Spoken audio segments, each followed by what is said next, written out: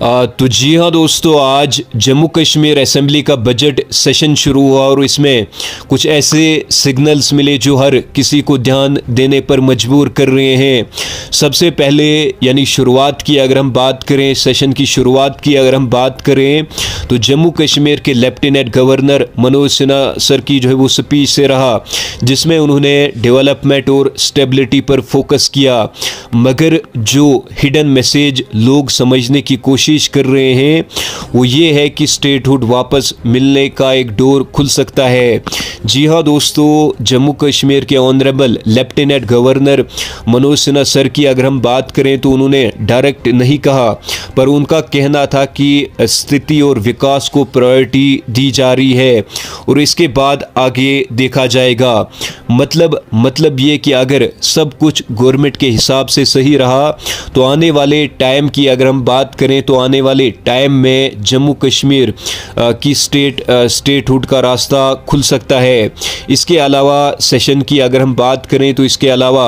Session में उन लोगों को याद किया गया जो इस दुनिया से जो है वो चले गए हैं। वहीं जो है वो अगर हम ऑफिशियल प्रेजेंटेशन की अगर हम बात करें तो ऑफिशियल प्रेजेंटेशन यानी बजट की ऑफिशियल प्रेजेंटेशन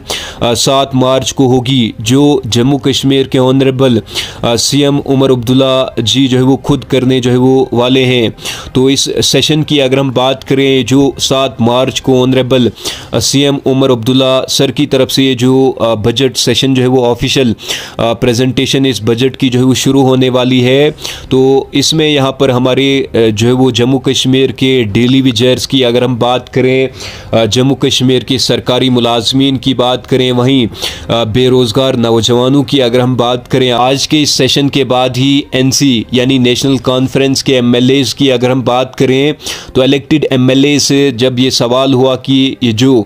7 मार्च को ऑफिशियल प्रेजेंटेशन जो है वो बजट की होने वाली है तो इसमें क्या कुछ जम्मू कश्मीर की आम जनता, जम्मू कश्मीर के सरकारी मुलाजमीन, वहीं अगर हम डेली वेजर्स की बात करें तो एमएलएज का यही कहना था कि ये जो बजट बनाया गया है ये बजट जम्मू कश्मीर के लोगों के हित में जो है वो बनाया गया है। तो अब देखने वाली बात ये होगी कि जब ये बजट सेशन जो है वो शुरू होता है तो इस बजट सेशन में हमारे यहाँ पर डेली वेजर्स को क्या मिलेगा।